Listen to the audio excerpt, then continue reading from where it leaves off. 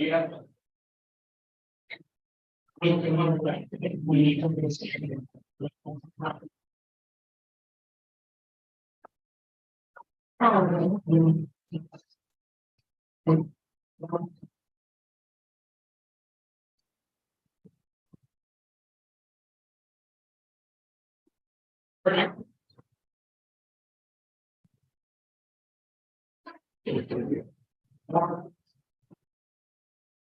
See. Gonna be there, the gambling room. See, on the chair. Beaver, Beaver. Talking, I'm gonna see, first, I got a lot of seats up behind here.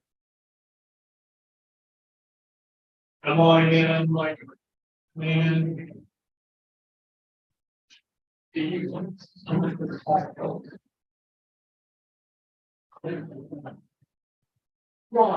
on in, break your seats, folks. Let's get this meeting started. A lot of important people here tonight, they need to be somewhere. Do this like slide track and work. Yeah, well, that just died. It's allowing Be more. the clicker thing just died. Yeah, okay. I know, the clicker thing just died. The window that makes the clicker work. Oh, so when someone, it's not working. I have to worry. Okay. All right, is everybody ready to go?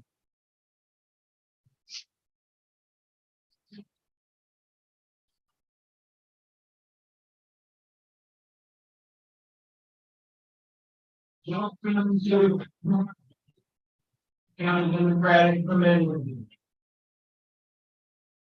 If you we adhere to CDC guidelines, so if you have symptoms or tested positive, I hope you're joining us on the Zoom component of our meeting. If you are regularly immunocompromised, please wear a mask. Our slideshow is coming back. Where do we go?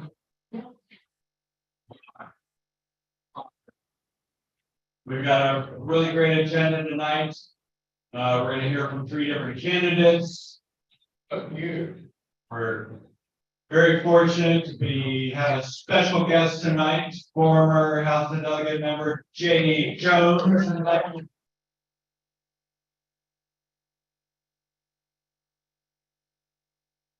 How we doing? Getting close.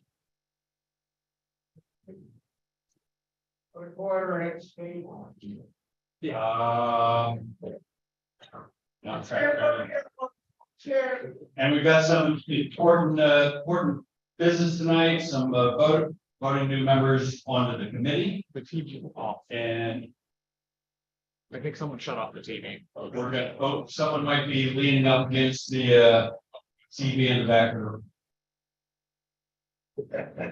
We're voting on the method of nomination for local candidates.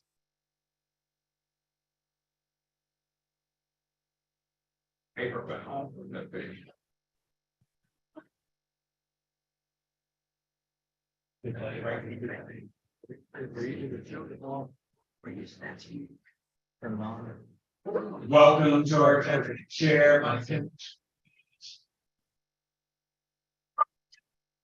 What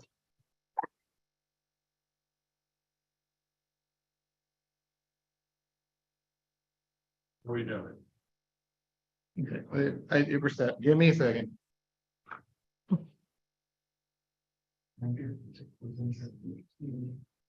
And it's our new technology chair, Chris Winbush, in the house tonight. All right. There you go. Chris, are you here? All right, so here's the February agenda. Welcome again, everybody. Don't forget our second Saturday breakfast. That's not this Saturday, but the following. I believe we've got some sort of school board program lined up. Breakfast starts at 9:30 in the morning.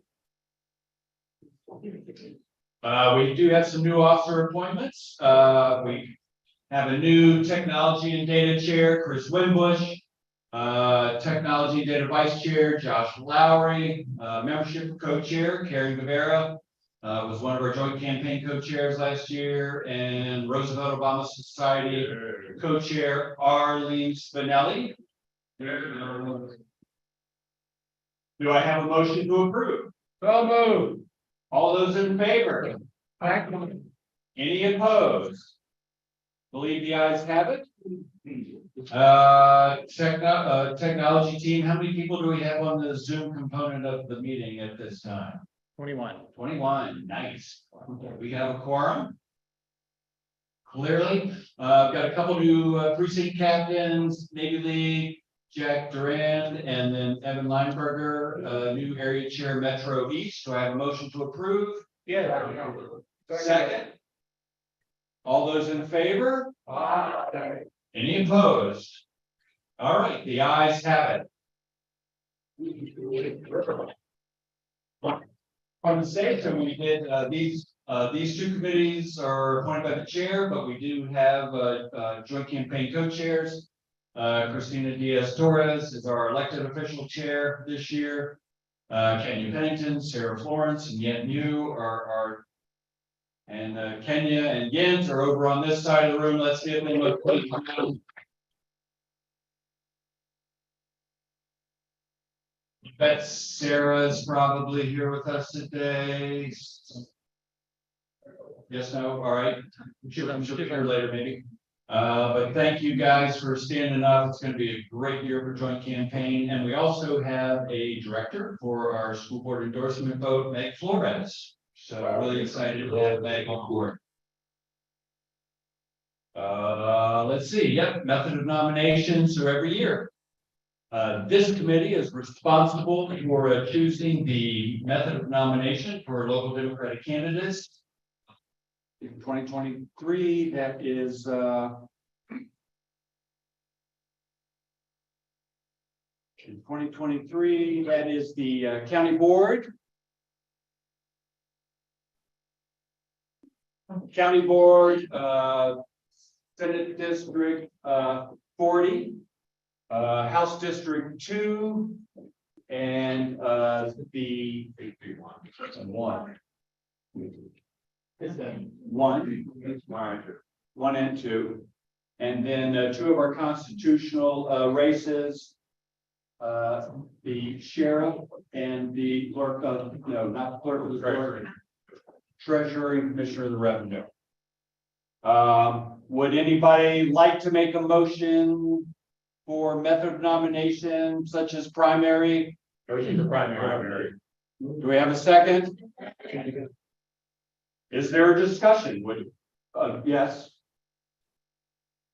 No, because Commonwealth Attorney is multi-jurisdictional. You will have a nominating committee, as will the Senate District 39 and one of the boards. Clerk of the court. Thank you so much. Is there a discussion? Would anyone want to consider something other than a primary? All right, hearing none, we have a motion on the floor for selecting primaries method of nomination. We have a second. All those in favor say aye. Aye. Any opposed say no. The ayes have it. Method of nomination this year will be primary. Big round of applause.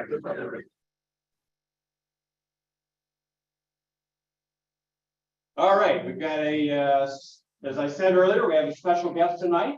And we have someone who is going to introduce him. And I would like to welcome up Kenya Pennington.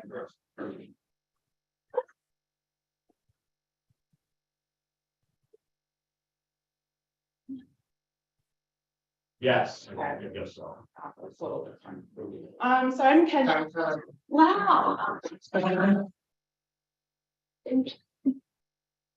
So I'm Kenya Pennington. I am the Vice President for EYD and a co-chair of the Democratic Black Caucus of Arlington. Before we get started with our program, I'd like to take a moment of silence to honor Terry Nichols, who was brutally murdered by the Memphis Police Department early last month. His life mattered and he should still be here with us today.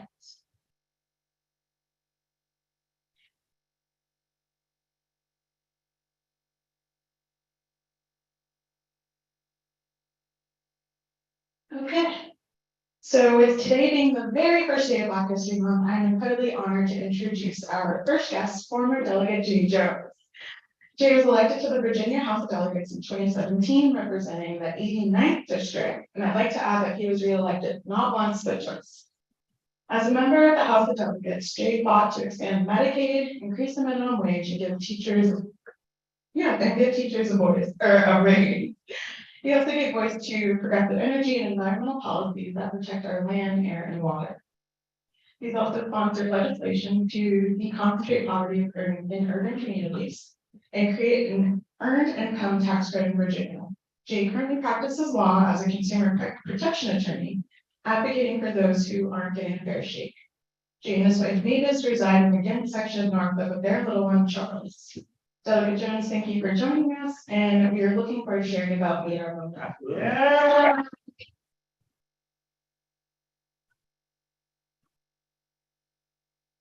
She's done that before. And can you guys hear me without the mic? Is that okay? Everyone good?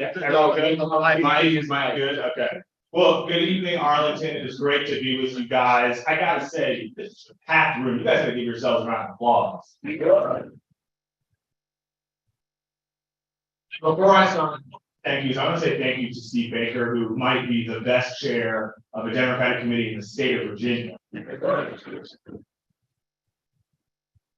And let me come join you guys tonight. And my wife loves Steve, and so she's the only reason why I'm allowed to come out of the house, because we have an 8-month-old child.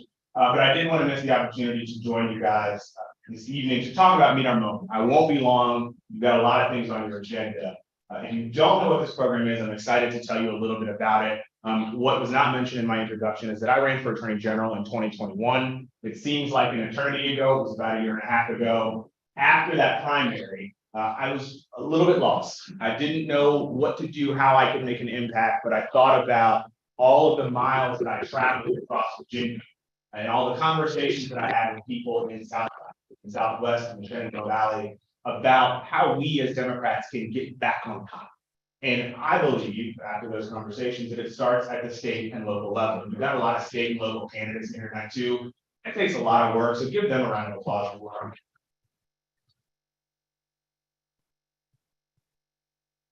And what this program does, it's very simple. We recruit and train female and minority candidates to run for state and local office. It sounds really simple, and it is. But this program, I'm telling you guys, we started it in August of 2021, is working. We have had 3 training sessions. We've do it every 6 months. We've trained 35 candidates. 15 of those people who have come through are active candidates in 2022 and 2023, all across the state, even from Southwest Virginia to Southside to up here in Northern Virginia. And we had our first win. If any of you guys are familiar with Sonia Vasquez Luna, she is the new council member elect in Manassas City. And I'm going to very briefly talk to you about what it is. One Saturday, we do this once every 6 months. It is a campaign 101 boot camp for these candidates, because far too often, people of color and women have been discouraged from running for office because they don't know what to do. They've never been in the game before, and I think we need to get people off the bench into the game. We do a campaign 101. We teach people how to raise money. We teach people how to communicate. We teach you how to knock on doors and build a field plan. We teach you how to do a mail program. And then at the end of each day, we have a panel of state and local officials, younger folks, but really folks who have been through the grind, who know what this is. Because for me, this is about building the Democratic bench, because I don't know about you guys, but I am sick and tired of being sick and tired of what I see in Richmond every single day. I'm tired of Glenn Youngkin. I'm tired of Unsincere. I'm tired of Jason Roberts. But I'm really tired of anything. And all of that starts at the state and local level. And so I'm so proud of this program. And what makes it even more personal for me is that I go on the road and I recruit people myself and we train these folks. But I raise money for this organization because I want to make sure that it remains free for people to participate. So if you are a member of this, if you come participate, it's at no cost to you. Every dollar I raise goes right back into this so that people are not discouraged by money. That's no knock on other programs that train candidates that cost money. This one is free. And so we give you free headshots to use for your campaign. They look great, professionally done. We feed you, and it's the whole 9 yards, and you get some real great exposure. So you're probably looking like, Jay, what do you want? You guys are great people here in Arlington. I've been able to campaign with members of the school board now, with constitutional officers and delegates and senators alike. But you guys are incredibly active outside of the bounds of Arlington. You guys came and knocked doors in Virginia Beach. I see some folks here who were there knocking for Aaron Rouse. You guys are all over this. Yeah. I know to be true that people in Arlington know people in other parts of this Commonwealth, whether it be the Shenandoah Valley, whether it be South Side, whether it be Southwest, whether it's in the city of Norfolk where I live. I'm asking you guys tonight to talk to your friends, talk to your family members, your neighbors, your coworkers, people who you know in your networks who say, man, they might be a good candidate for office. But they've never thought about it or they don't know what to do. Because we have a training session coming up on March 25th in the city of Norfolk. A little selfish, I didn't like traveling this time. Because we go to a different region for each session. We've done Richmond, we've done Charlottesville, we did Prince William back in December, and this one's gonna be in Norfolk. But if you guys have people who you know or who you think would benefit from this, who are a woman or a person of color, we are asking for them to apply. It's meetourmoment.com. It's really simple. Just add the .com on the bottom. The application takes 5 minutes. We really try to tackle the program at about 15 people per session because we want it to be intimate, we want it to be personal, but it's working. And I'm so proud of the people who have come through it already. And I guarantee you guys tonight that we will have people who are members of the House of Delegates and Senate of Virginia who have come through this program because we know that it takes Virginia back to where we need it to be. So Democrats in control starts at that state level. So thank you guys so much for giving me a few minutes. If you know somebody, please send them our way. And Steve, if I have a minute, I'm happy to answer any questions you guys have. But I really, from the bottom of my heart, do appreciate you guys letting me come crash your meeting tonight. I do feel like Arlington has adopted me in a way. I'm up here so much, I feel like I might as well just move here. But I really do appreciate all that you guys do to help Democrats, not just here in Northern Virginia, but around the state broadly. And I think we share that mission together. So thank you guys very, very much.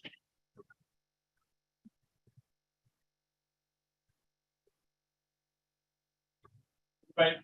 How do we donate or sponsor our about Meet Our Vote? Man, it's like I have to answer that question. If you go to meetourmoment.com, we have our page set up. It's through ActBlue, so it's obviously quite simple, as I'm sure most of you guys are very familiar. And I just want to reiterate, this is not a Jay Jones self-aggrandizing project. This is about building the bench. This is about expanding our ranks. I care about making sure that there are Democrats who think like we do at every level of government all across the state. So your money, if you donate to this, if you find it in the bottom of your heart, will go to make sure that someone can attend this program for free. The moment that we have to start charging people for this is the moment that I probably stop. Because we don't want money to be a barrier for good people to run for office. I was in the House of Delegates for 4 years. I've been a lot of places in the state. There are plenty of people who should be in public office who choose not to do it because they feel like they don't know what to do. Or they feel like they can't raise the money because money is a problem in politics, although I can say that. But they feel now after Meet Our Moment in power. And I'm going to be on a couple of other Zooms you guys might know, and I bring my band of merry men and women along with me to talk about how wonderful this program is. And again, we're winning. Sonia was our first, she won twice last year, actually. And there are going to be people who win come June and come November. So I'm really proud of this from a personal standpoint, but when we take back the House in 23 and we deliver Virginia for Joe Biden in 24, and then in 2025, we take back our state offices, God willing, it will be because it starts at the state. Thank you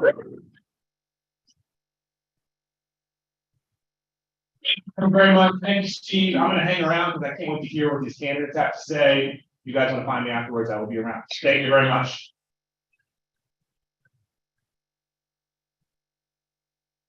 Thank you, Jay. All right, let's see. We've got, I believe, 3 candidate announcements today. And first up, House District 2, I want to welcome up to the podium Kevin Associated Roach. And Kevin, is someone going to introduce you? Very good. Please go on.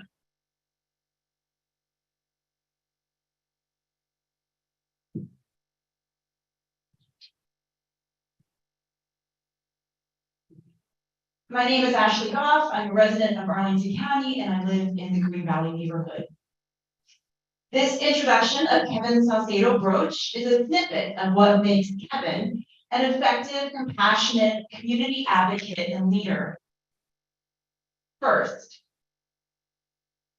Kevin sees Arlington as it is and advocates for Arlington as it should be.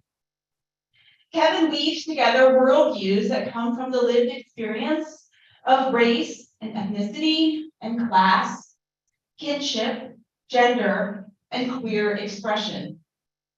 Kevin threads all of these realities together to fiercely critique and create an Arlington as it should be. An Arlington where housing, healthcare, livable wages, safety, transportation are accessible and sometimes even free. Second, trustworthiness. Kevin is reliable, and one can be confident that one's own story and words, thoughts, ideas, feelings will be held and heard with respect. Lastly, kindness. I shared a tweet with Kevin a while back of Senator Tim Kaine doing something very, very Senator Tim Kaine-like. And I said, Kevin, Senator Kaine is so kind. And he said, yes, we need to elect more people who are kind. And yes, we do. And Kevin is kind. And I'm honored to introduce Kevin Salcedo Broach.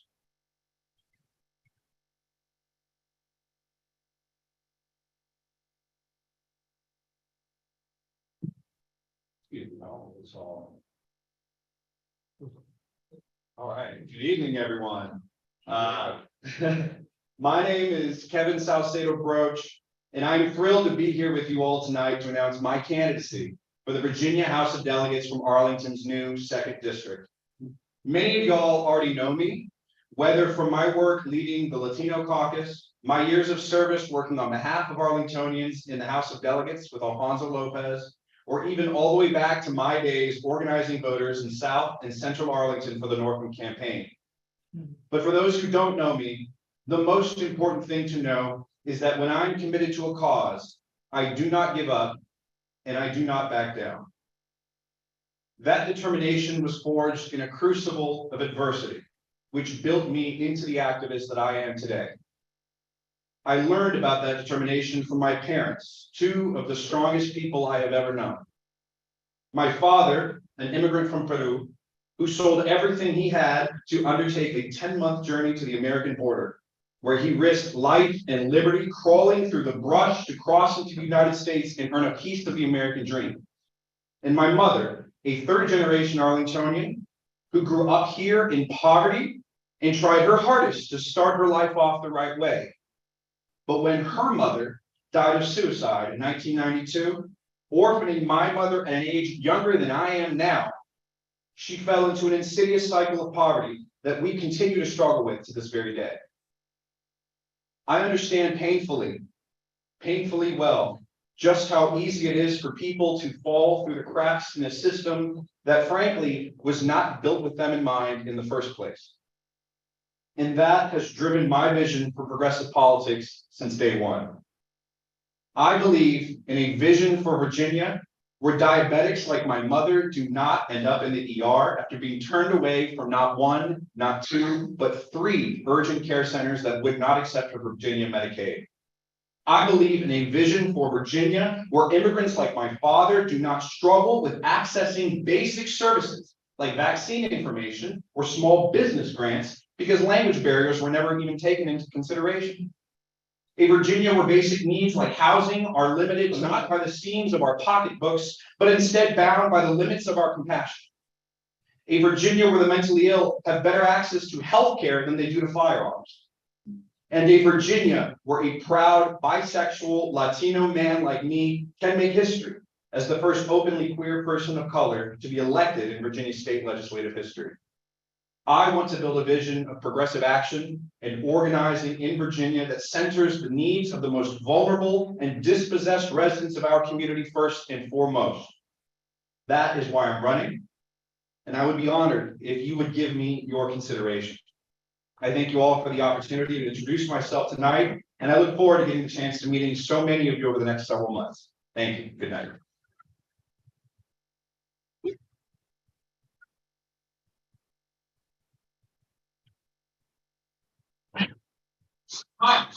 Now, next we have two candidates for county board. In the interest of fairness, we are gonna have a coin toss. Tony and Natalie, where are you both? Yeah. Natalie, excellent, all right. You call, I call head. all right. Oh, heads it is. Yeah. Make sure. It's your point. You wanna go first? I go first. Perfect. All right. I have some, you see me? Perfect. So, Excited for the yeah. cloud? No. No? And introduce yourself.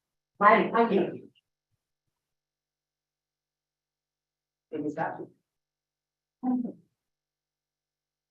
Buenas tardes, my name is Selena Penovi. I am from Argentina, World Cup soccer champion.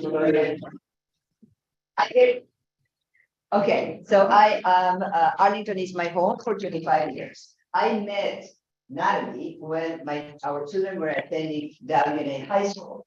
Now, it didn't take much for me to know that she's totally committed to the Arlington community. Back then, I was a member of the board of directors of El Futuro. This is a nonprofit based in Arlington that helps underserved youth attain a college degree. When I told Natalie about it, she jumped on it and she helped me fundraise $20,000, much needed back then. This is the kind of person she is. And when I think of Natalie, there are three things that come to mind. And when you leave tonight, I want you to remember. So first thing is, she is passionate about Arlington. And what that means is she's committed. She's committed and she knows Arlington needs. Two, she is energetic and she will focus and make those issues, solve those issues. Three, she is transparent, which means she's a good listener. She will act upon it and she's transparent. She will communicate very clearly. And these are reasons, these three reasons why I think we need someone of that talent and caliber to be in our county board. So, es un placer para mí, it's a pleasure for me to introduce you, Natalie Roy. Thank you.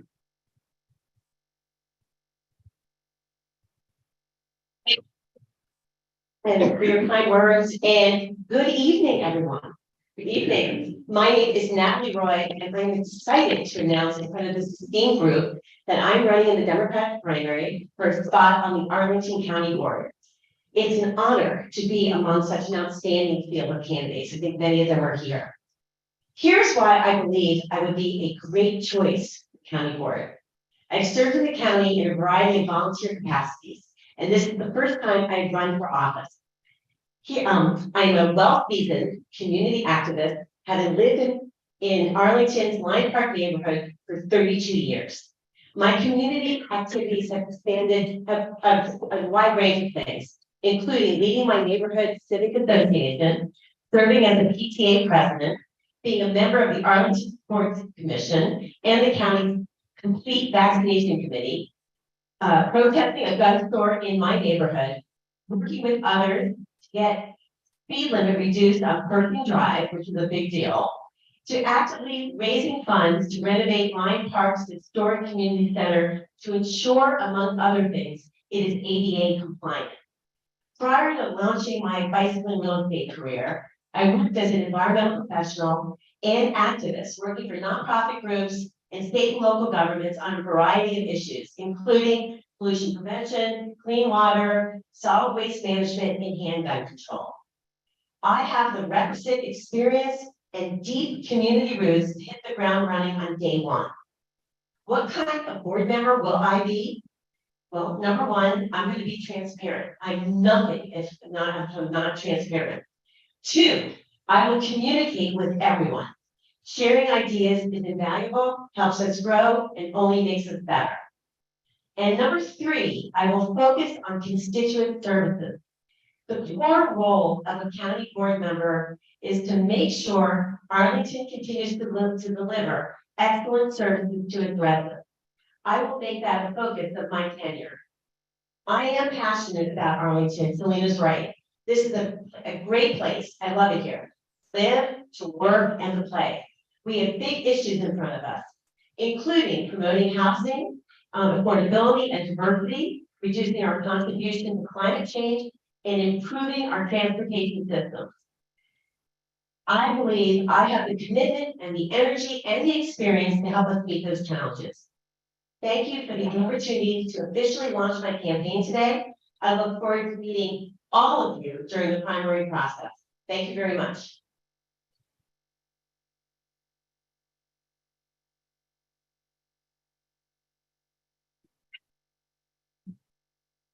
All right, I think now we welcome up Liz Morgan. And I guess I'll time your minute. Oh, Conflict of interest. Hello, friends. It's my pleasure to introduce Tony Weaver tonight as a candidate for the Arlington County Board.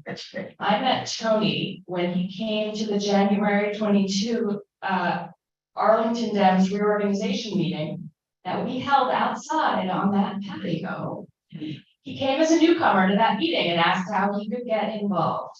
When I said, well, we need 2 volunteers to run the Blue Victory dinner in April, our largest fundraiser, Tony was not afraid.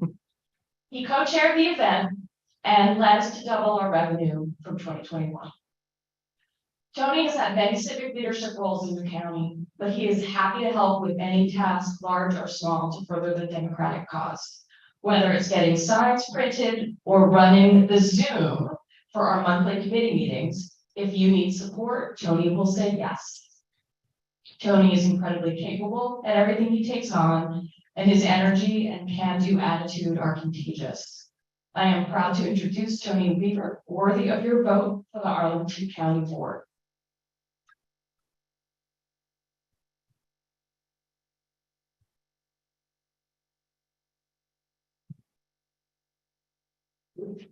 Good evening, Arlington Democrats.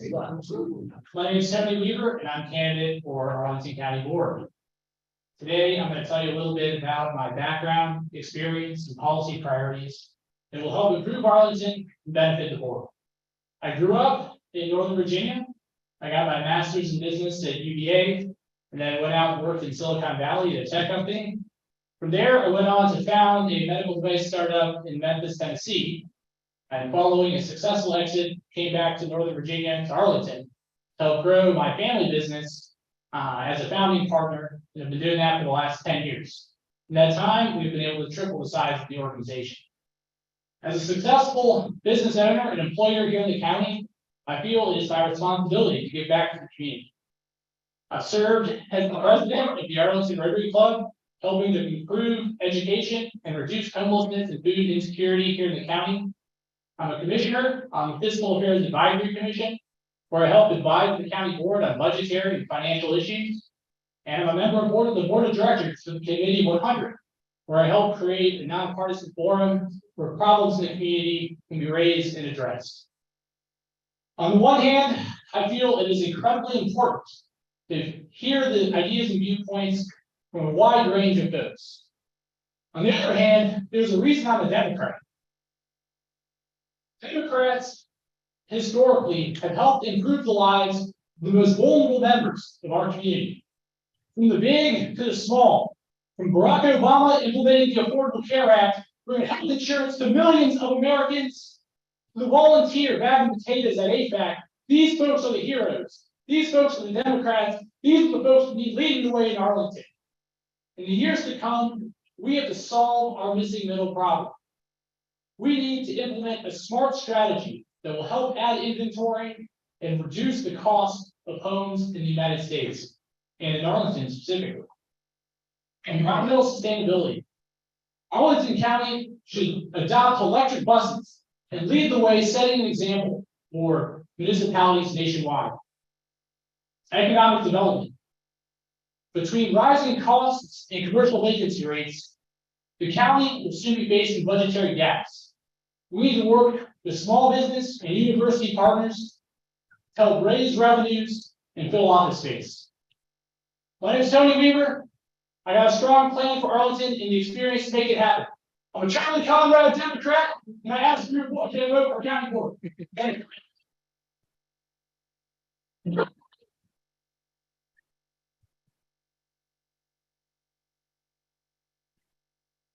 you. Thank you so much, candidates. 2023 candidates, thank you, Kevin, thank you, Natalie, thank you, Tony, for coming up here. Yes, sir. We know that you have significant law in the past week or so with the family. And I think it would be, it's practically democratic that we let you know that we care about you, that you are in our thoughts and prayers as you go through this law. Thank you so much.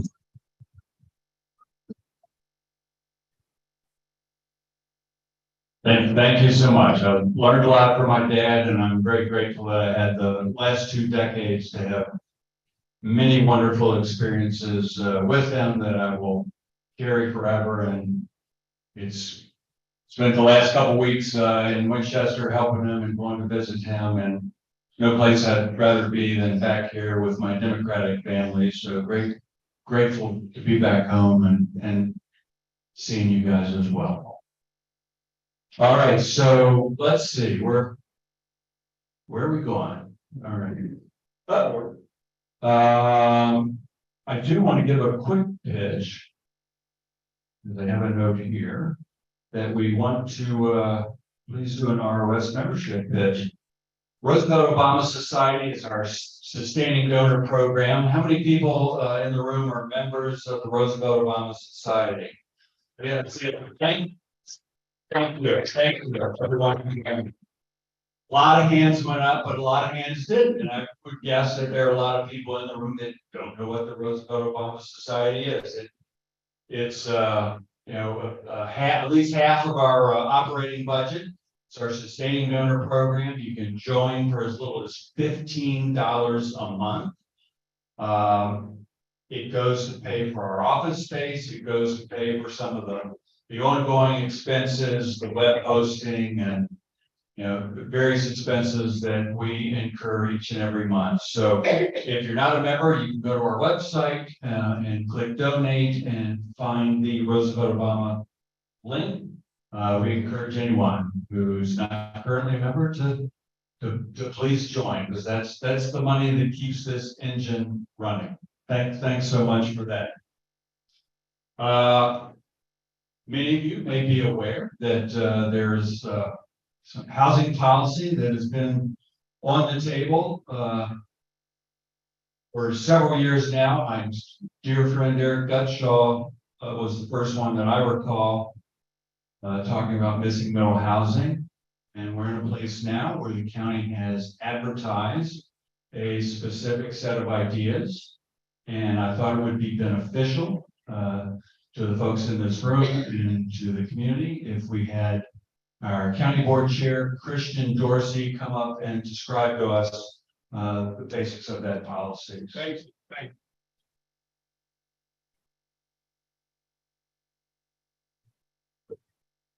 Hold them with this magical little thing here. In charge, and go with that. Awesome, look at that, that's excellent, thank you. Thank you, I really apologize that this conversation is coming after such exciting candidate announcements that we get to talk about the zoning. But, want to be in the county. So, anyway, as you all know, the board has been looking at the issue of expanding housing opportunities in a variety of capacities. And one such endeavor has been what has been formerly known as the Missing Middle Housing Study, that is now being enacted or at least drafted into zoning language as expanded housing options. What is proposed is that there be a new chapter to our zoning ordinance, which would look at ways in which residential properties in Arlington, and I'll get into specifically which ones, how they can be developed moving forward. And so at our most recent board meeting, we had an opportunity to look at scoping what the potential ordinance that the board could, and I emphasize that word could, adopt from March when we consider this item for potential adoption. So let me get right into it. So the various options that the board came up with at our most recent meeting concerned the zoning districts in Arlington, specifically R5, 6, 8, 10, and 20. For those of you who are not in the zoning weeds, R residential, 5, add 1,000 to it, which tells you the minimum amount of square footage that each lot is required to have in order to be a conforming parcel. So R5, 5,000 square foot minimums, all the way up to R20, 20,000 square foot minimums. Together, all of these zones are a significant amount of Arlington's area that we devote to residential building. And at roughly 3/4 of Arlington's available land devoted to residential building, all of these districts only allow you to build one home per lot. And so this ordinance is to provide more options where one can potentially build anywhere from not just one, but up to potentially 6 units. That's a part of the draft advertisement.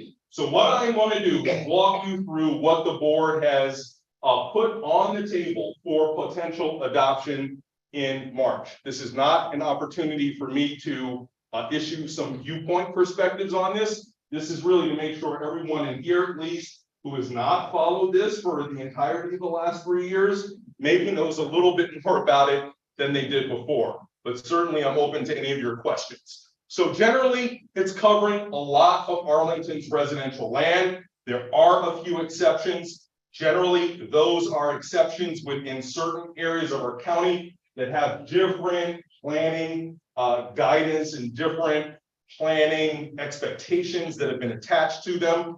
But it's not many, about 136 exceptions within these R districts. And we've also exempted from consideration any site within these zoning districts that's larger than 1 acre. Not a lot of those, but when those sites, the theory goes, are available, you maybe want to have a little bit more focused planning than just simply expanded by right allowances.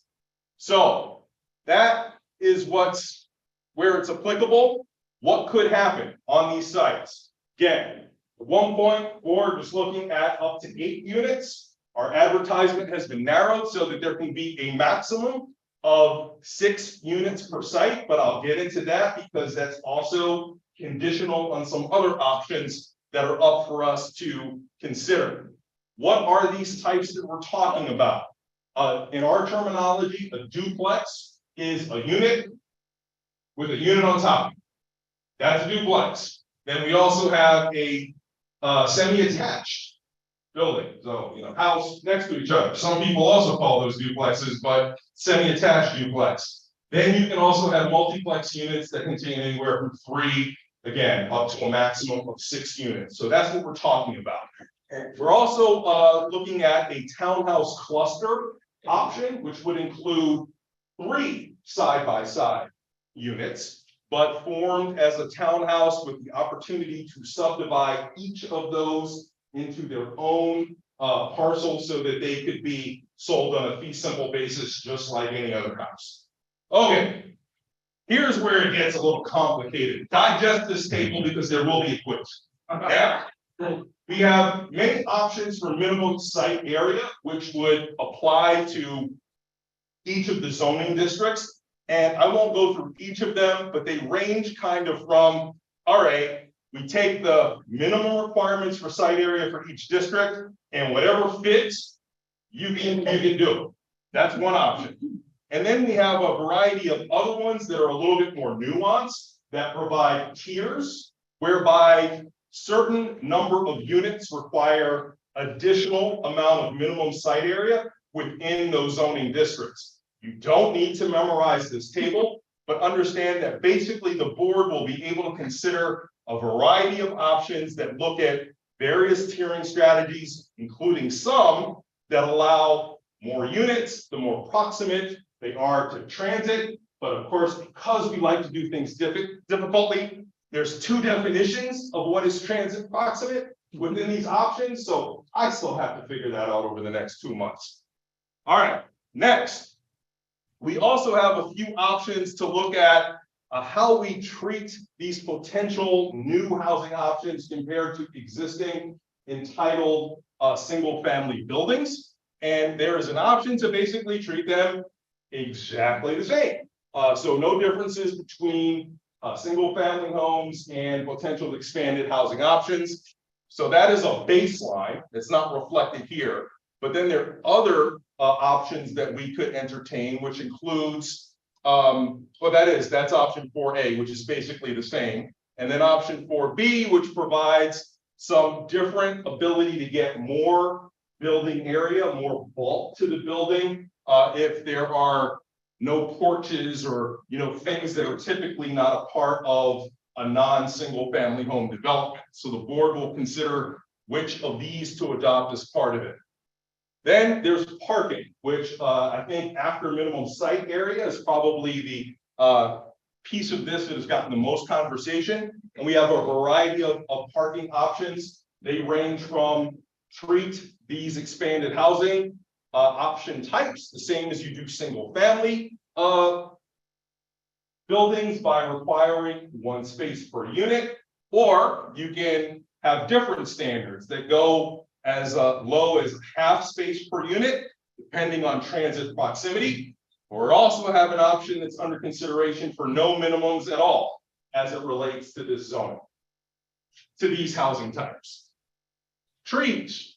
We had a good conversation about this, and one of the things that we explored is how to make sure there is at least no differentiation in terms of actual amount of tree canopy planted on single family sites and expanded housing option sites. And so that translates into ordinance speak with up to 4 trees that are required for multiplex, for duplexes or multiplexes up to 4, and then up to 8 for multiplexes up to 6 units. That's a typo because 8 units are not possible. So that should be 5 to 6. All right, so we're gonna make sure, don't anybody take a screenshot of this and send it out, get scared. It's only up to 6. Thank you. Again, I'm not presenting viewpoints, I'm just presenting information. All right, so development caps. There's also a conversation about whether to put a limit on the amount of permits that can be issued in 1 year. So the board has an option for an outer bound of no more than 58 permits that can be permitted in 1 year. That number can come down, it can be less. There is also an option to have absolutely no limits on development. There's also an option to, if using the caps, to have that sunset in a 5-year period. And then also undetermined, but would have to be as part of adoption of this ordinance would be what the method of distribution for these caps would be, whether they would be county-wide, whether they would be zoning district by zoning district, or whether there would be some other configuration that the board is interested in come March. And then there's some other smaller areas that are not really that controversial, at least as it relates to implementing the strategy. As it relates to buildings that exist on parcels that are currently viewed as non-conforming. I don't need to get into that for people who are not zoning geeks, but anyway, it does provide a path forward for non-conforming buildings to actually become expanded housing option eligible, or there is an option to not allow those non-conforming buildings to be able to participate in this new opportunity. As it relates to the size of the buildings themselves. So currently you build a single family home, you conform with all of the zoning requirements. There can be as much square footage to that home as you possibly can fit. Like there's nobody telling you that it's gotta be limited to a certain size. So as it relates to these expanded housing options, there are a couple of ways of looking at it. One, to have no maximum requirements. Or 2, to set certain limits. And here you see that there is a proposal to think about duplexes or side-by-side duplexes, I should say, being no more than 4,800 square feet. Same would be true for the top over bottom. And then 5 and 6 unit buildings, no more than 8,000 square feet collectively. And you'll see the other option that we'll have for that as well.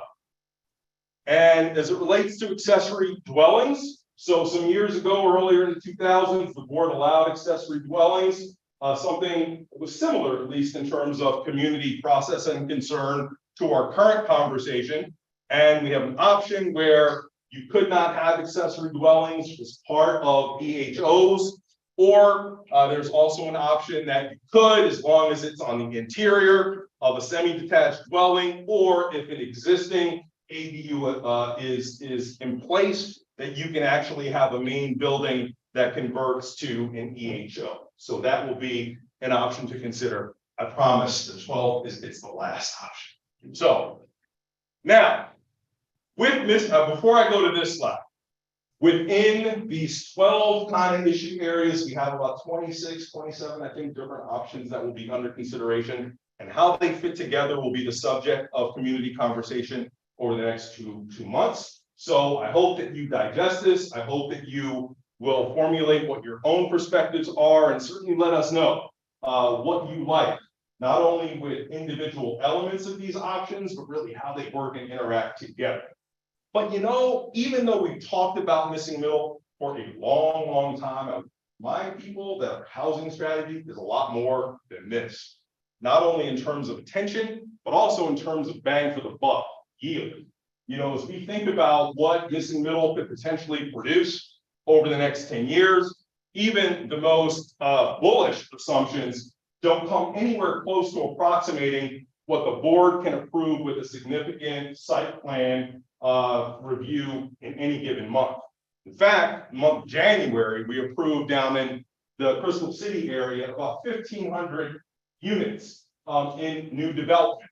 And that will continue to be Arlington's strategy, lean into our smart growth history, where the preponderance of units that we create are in places where we have planned for it, where we have the infrastructure, where we can leverage the ability to have community review to make these buildings environmentally sustainable, work within our transportation and mobility network, and house tons of people. So that is something that is continuing to be our focus and efforts. And we see that yielding literally thousands of units on an annual basis, entitled down in the Richmond Highway corridor, continuing activity on the Roslyn-Ballston corridor, a lot of activity in Columbia Pike, and soon, hopefully, a plan that provides guidance for how we can bring some of these strategies to the Langston Boulevard corridor. Additionally, we have other elements of housing that we're looking at, including how to facilitate the construction of senior housing, not just housing for people on an age basis, but also to provide memory care and other functions within senior communities. We've had some zoning barriers to making that happen. And even furthermore, once we're able to crack that nut with the zoning, we have issues with making sure that those services become available to seniors who have income constraints. Right now, on the market basis, that stuff is very expensive. So what we really need are options that provide ways for seniors who are limited and on fixed incomes to be able to participate. Also looking broadly at home ownership in Arlington, most of the growth in production in housing stock has been available for the last 10 years on a rental basis. Increasing ownership opportunities is something that has certainly been a priority. It's certainly a part of this missing middle conversation, but there is much more to do as it relates to that. And let's see, anything else on here I want to mention? You can see it. We've got this entire initiative that we call Housing Arlington, where there's extensive information on the website about all the areas of work that we are engaged in right now and plan for the future. So with that, I'm out of breath. I need a drink. Steve, I don't know what the time is. I'm happy to entertain any questions, time allowed, but that's expanded housing. Good time for a couple of questions.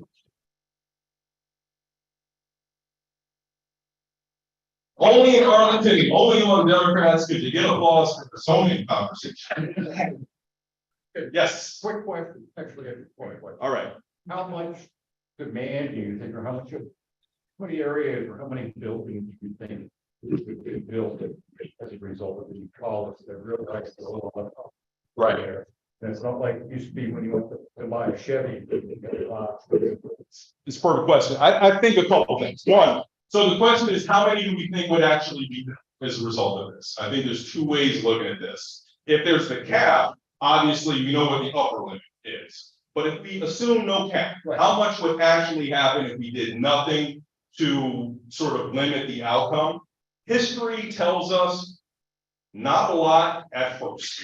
If I look at accessory dwellings as an analog, don't quote me on this, but I think it took 10 years before we reached double digits in accessory dwellings being built.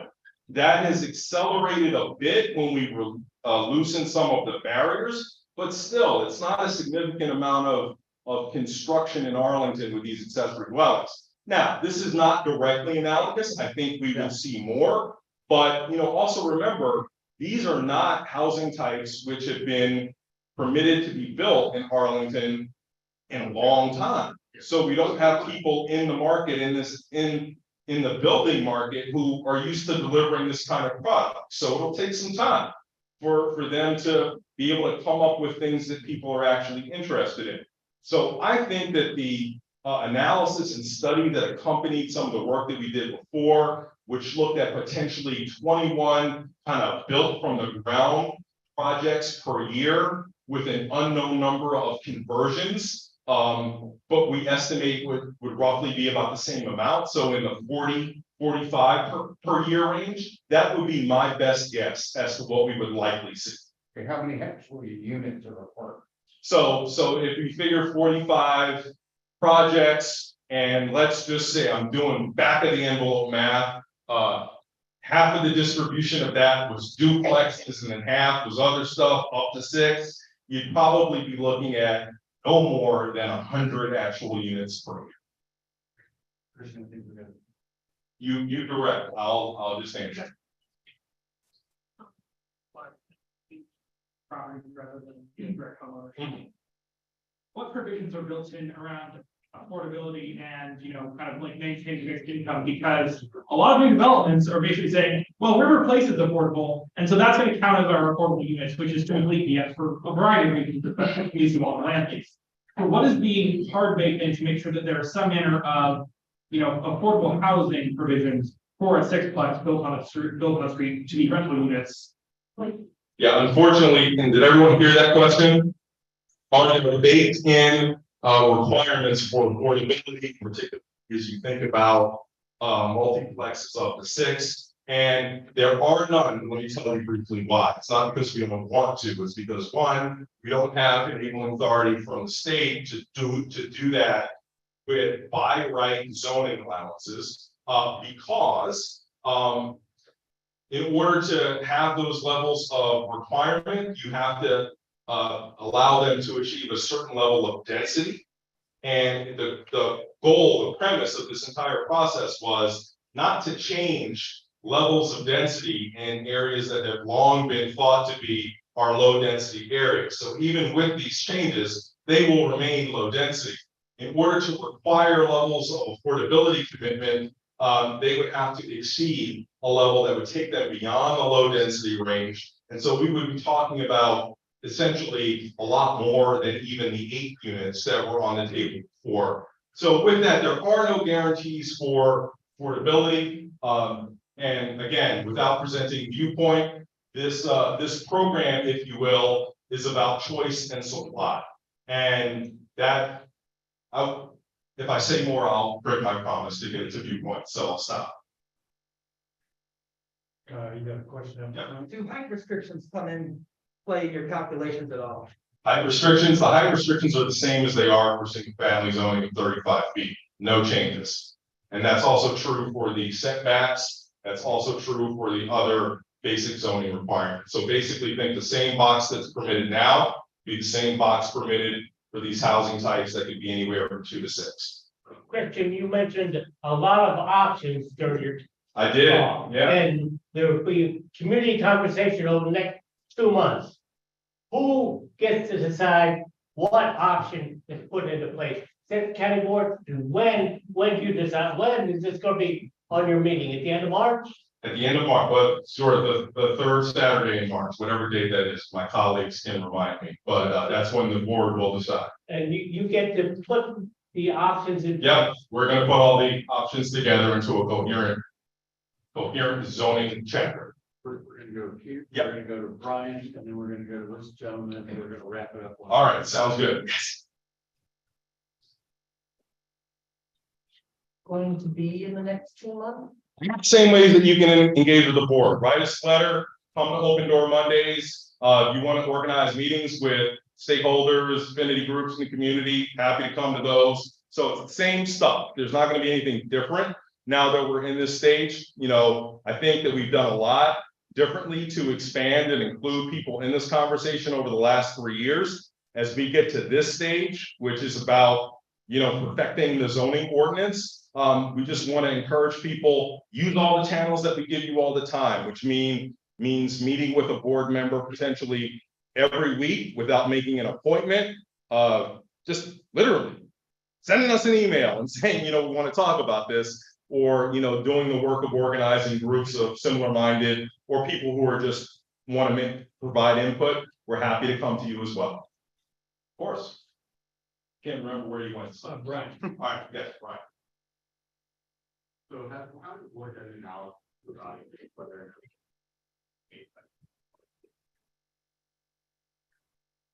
I can tell you we have not done that analysis. That has happened briefly, but I will say that my understanding of the Fair Housing Act would not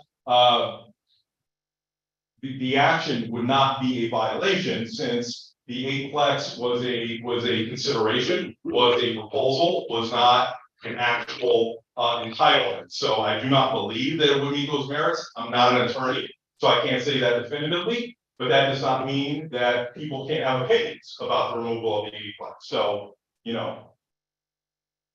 The gentleman in the plaid shirt. All right. Thank you. Before the missing middle topic came up, and the signs sprouted up in all the neighborhoods explaining that missing middle will result in the end of days.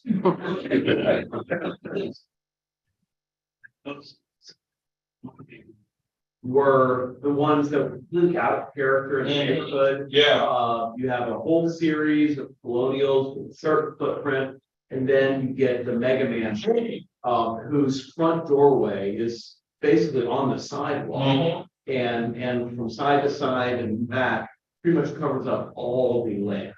And those are really an eyesore, and almost, at least in my block, seem to be a contest as to who can be bigger and taller than the next.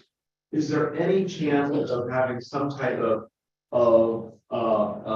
what do you call it, setback or amount of land that needs to be devoted to some tree covers that would prevent these huge moxie across?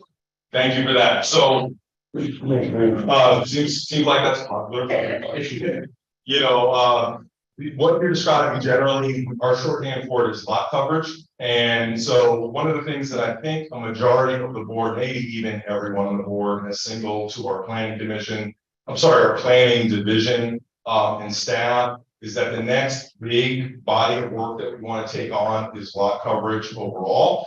One of the benefits, at least, of how expanded housing options are proceeding is that there are no new allowances for lot coverage unless the board adopts one of those options. So if we were to look at lot coverage holistically, any changes would happen for expanded housing option types as well. So we've all signaled that the next step is to really look at that, because, you know, personally, it's not a board opinion, but personally, you know, I believe that what we have permitted to be built in the market for single family homes is not in keeping with the character that a lot of people love. And while, you know, you've got a beef with that, let's make sure that same energy comes to, if you're an opponent of the missing middle conversation, hopefully that same energy is brought to that conversation as well.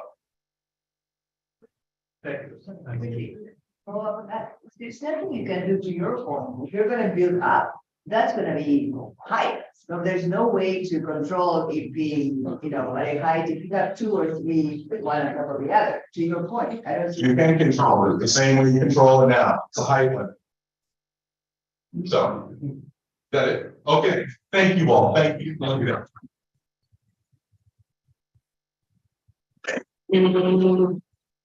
Chair Brittany Dorsey. I've got a couple updates we gotta get. Thanks everyone for all the questions. It's a really important issue and I hope members of the community continue to engage with the county board as they continue to discuss this very important issue. I see we've got our precinct operations chair over here, and I want to welcome up Sarah Lanford.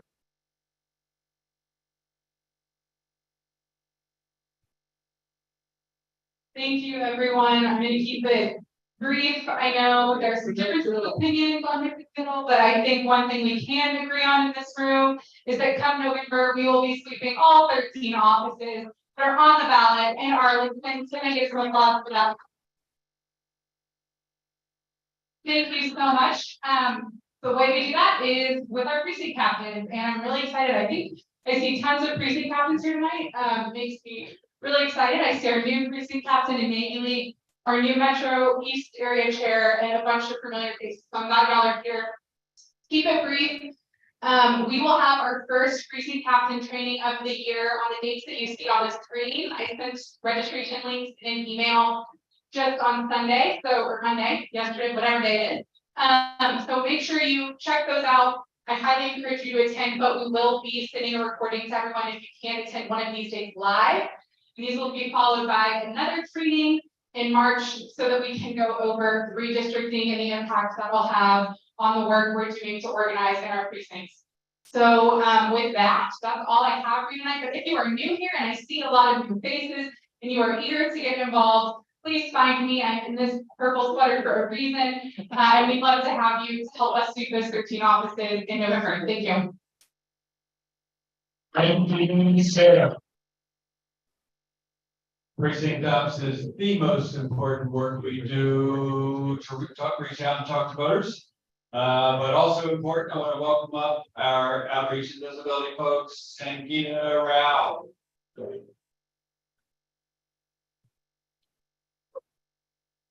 Thanks, Jane.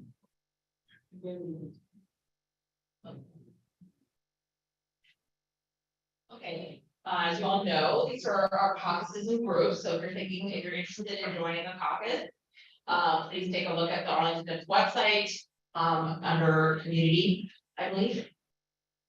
So I'm just gonna keep this brief. As you all know, that February is Black History Month. So, Steve, if you don't mind, I'm gonna send you an email tomorrow, and if you could share with steering for everybody about local Black-owned businesses. And actually, my good friend, who's my personal trainer, is on the cover of Arlington's magazine as the best personal trainer in Arlington, and so please check him out, and I'll put it in the email tomorrow. And then, of course, yesterday we had the Latino Caucus elections. Elizabeth Escobar is our new chair of Latino Caucus. We're sharing earlier.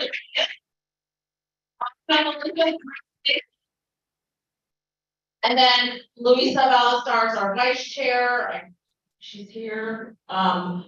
Chris Concepcion is our treasurer, and Kathleen McSweeney is our secretary. And then also the Women's Caucus did have some change in leadership.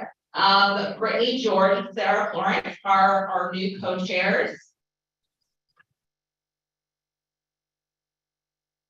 Sarah is virtual. And then the Disability Caucus is actually going to have a statement. Where is Brian? He's going to talk to you about it. Thank you, Brian. Hello. So we have the statements and page half that is available in our caucus Facebook group if you want to read that, so I'll spare y'all that for brevity. But the statement is in regards to House Bill 1461. And to echo Jay Jones' statement, I am sick and tired of this administration attacking people with disabilities.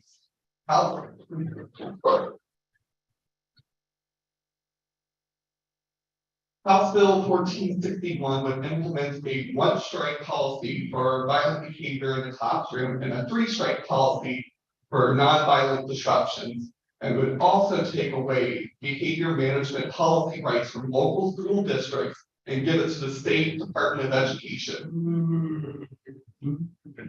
And we know the Department of Education can barely do its basic duty of implementing a curriculum. How can we trust them taking care of those in need? This policy would have a disparate impact on students of color and students with disabilities. I myself was a product of that policy back in the early 2000s. And it took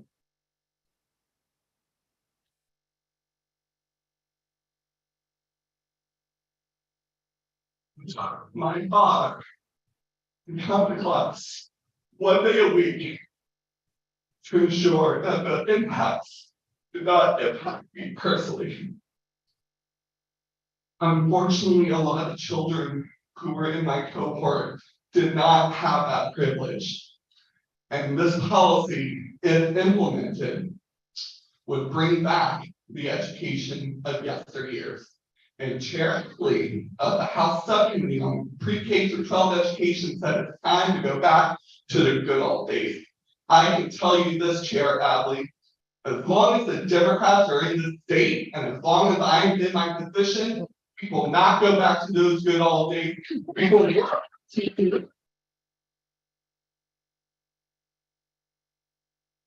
an education system that addresses the needs of every child. We will work to ensure every child has their needs addressed. And that's through a robust budget and getting us back in control of our legislature and getting back in control of Richmond.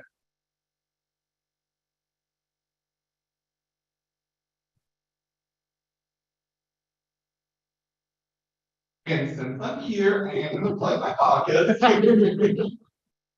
So if you have a disability, whether it's physical or intellectual and developmental, we welcome you to our caucus. We are about a year old. We have a lot of exciting work that we are working on, but we need people's help. And if you are an ally of our community, which I hope you all are, you are also welcome in this caucus, whether to learn or whether to work.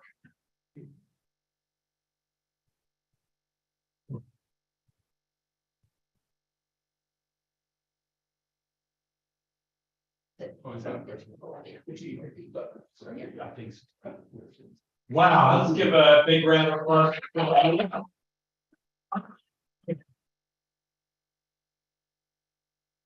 So much, Brian. Thanks for bringing the passion today and making us aware of that important issue. Oh, yeah, next we've got Arlington Young Democrats. Oh, you're Arlington Young Democrats.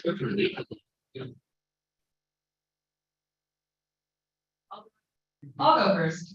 Hi, everyone. I'm Tilly O'Hara. I'm the president of the Arlington Young Democrats, and we have Brian, who is our Democratic.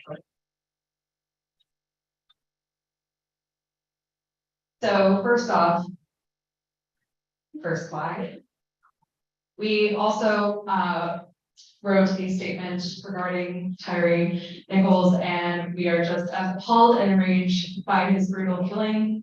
And as we mourn with communities of color across the nation, we reaffirm our unwavering commitment to advocate for progressive legislation that actually protects and serves our communities.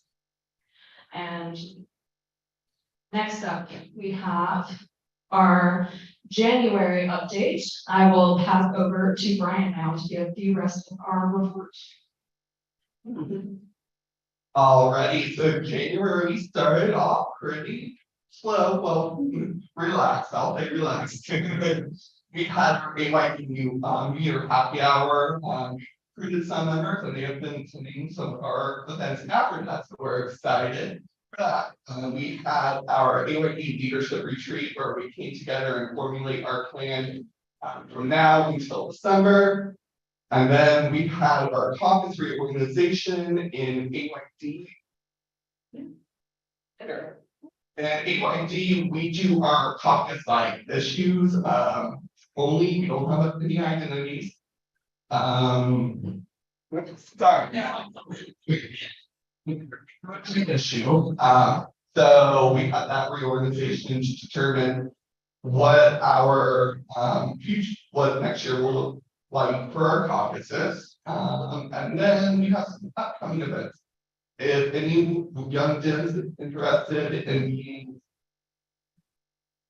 a caucus chair, you can come up to Tony or I and we will talk more about that. The deadline for that will be February 3rd. And then we have February 16th, the AYD Maryland Students Black Caucus for the Love of Democracy Happy Hour, and that will be at Matchbox down in Pentagon City. And then we have BAYD Lobby Day on February 20th down in Richmond. If you're interested on that, we do have someone on the executive board, Matt Roy over there, if you want to learn more about that. Yeah, and former AYD Matt Roy as well. And then last, we have our AYD Arlington Dems Black Caucus Black History Arlington Lecture. More details to come.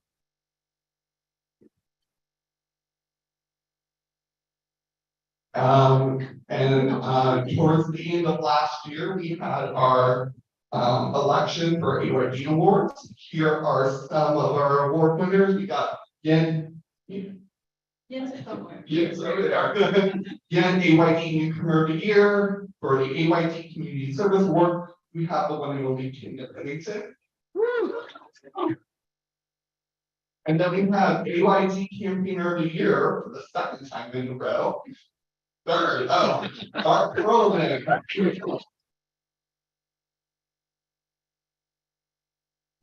And then we have AYD Unsung Hero Award. And then AYD Member of the Year, we have Tim Lee.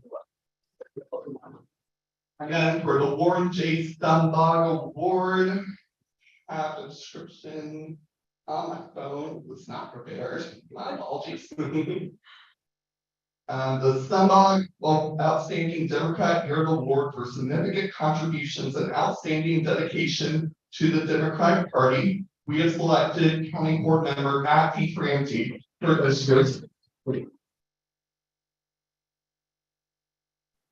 We also have both boards of committee.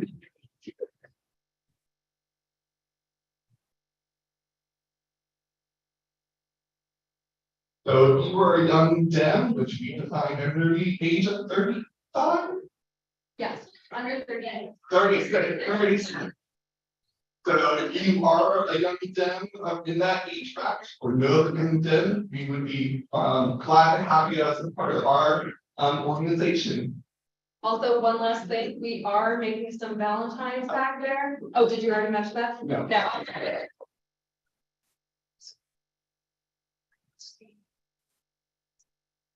CRI, yes, that we are going to deliver for Valentine's Day. So if you're interested in making some, feel free. That's it from us.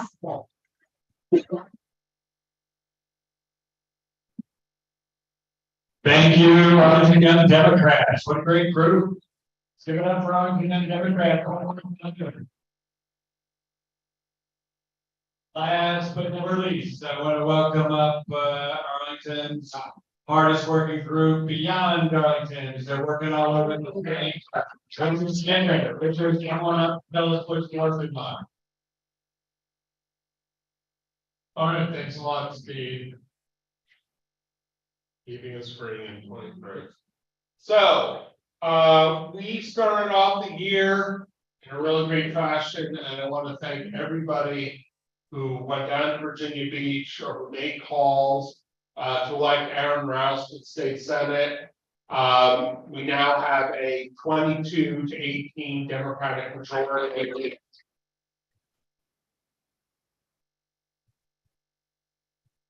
Not only that, but we now have a clear pro-choice majority.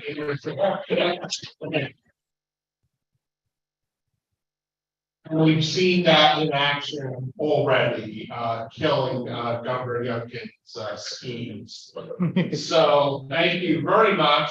It was a very close election, so you really did matter. I'd also like to thank, she's here. She has, yes, she's a little busy right now. State Senator Barbara from Bola, who was very generous in her support of our canvassing. So. He's the winner, as are the people on the 7th district and the people of all of Virginia.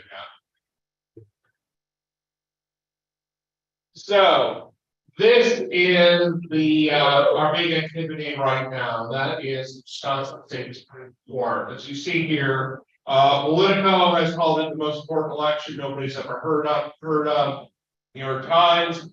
2023's biggest, most unusual race centers on abortion and democracy. And the Washington Post says abortion front and center in the Wisconsin Supreme Court race. Well, what is the Wisconsin Supreme Court? It is, of course, the top court in the state of Wisconsin. They are having an election this year to fill a vacancy that will be created in the court when a judge retires. Currently, it is made up of 4 Republican appointees and 3 Democrats. And this election, because the Republicans stepping down, will decide the ideological control of the court. On February 21st, they will have a primary, all-party primary, in which the top 2 of the 4 candidates will advance. And then on April 4th, we will have a general election that will actually fill that seat on the state Supreme Court. This is especially important for a variety of reasons. It really could change everything about Wisconsin politics. And as we all know, Wisconsin is an extremely important state in national politics. Whoever is on that court will be the people who will be supervising the 2024 election. The 2 conservative candidates are both backed by extreme anti-abortion groups. One of the conservatives was endorsed by Donald Trump in the previous race. So we see what we're up against. Probably the most striking thing about this race is that currently Wisconsin is governed by a really archaic abortion law passed in 1849, literally a year after Wisconsin became a state. Almost all abortions are illegal in Wisconsin right now. A challenge to that ban is working its way through the courts and could easily come before the state Supreme Court. And indeed, at least one of the more progressive candidates has actually said that she is pro-choice and that's where she stands. So it is a very, very central issue there. In 2020, of course, Donald Trump sued to try to overturn the election in Wisconsin, essentially. The state Supreme Court ruled 4-3 against him. So it's vital that we, with this seat, guarantee that the election of 2024 will be fair. It's also an important race for issues of voting rights. I think many of you know that Wisconsin has some of the most extreme gerrymandering in the country, to the extent that the state legislature is essentially beyond Democratic control. I mean, they're small d Democratic control that Republicans will lose. A large majority of the votes in Wisconsin that still belong to the state legislature. If there's going to be a challenge to that gerrymandering, we need to make sure that the court is going to stand on the side of the people. So there is something you can do. The Swing Left is holding a weekly phone bank on Tuesday nights. I participated in that last night. I know Mary Detweiler's been doing it pretty much every week for a while. It's easy, it's uses hub dialer, which I think some of you are familiar with, and so it's a really easy way to make a lot of calls quickly. And it's every Tuesday night at 6:30 up through the primary and the 21st, so we're going to be calling on the 7th and the 14th. If you are interested in making calls, just take a look at this QR code and you will be taken to the mobilizer. I'll give you guys a little comment. So this is a very, very important reason. Yes, good question. Virginia's. Virginia's Port, yes, that is a district that was opened by, unfortunately, by the death of Congressman Donald McEachen. Jennifer McClellan is the Democratic nominee. I think many of you know her from when she ran for governor. Right now, people don't anticipate that race being fairly competitive. It's a very Democratic district, but we'll keep an eye on it. So, speaking of Virginia, of course, we are usually focused on races here in the Old Dominion. And we will start doing so after the filing deadline of April 6th. We don't get involved in primaries, but if there are any races where only one Democrat files, we will be able to get involved with them in support of them on April 6th. Otherwise, we'll have to wait for the primary in June. But it is going to be a very exciting year. Both the state Senate and the state House of Delegates are up for grabs. There are going to be multiple competitive races right here in Northern Virginia, and more to come. One big piece of news involving the control of the state Senate is, some of you may remember Joe Holtzman-Vogel, state senator from Waukegan County, who was the Republican nominee for lieutenant governor in 2017. Her district was changed pretty radically. She now she would then represent most of Loudoun County, and she's decided not to run for re-election. So that's actually a pretty big asset to the Democratic campaign. All right, thank you very much.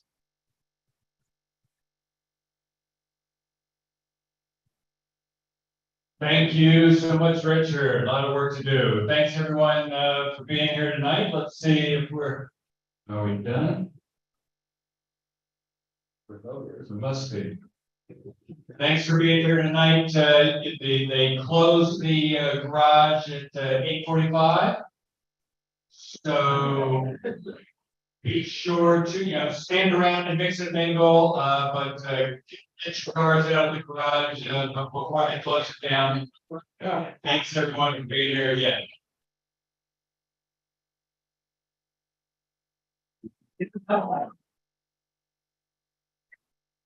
Good job. You see it, I believe it is what it is.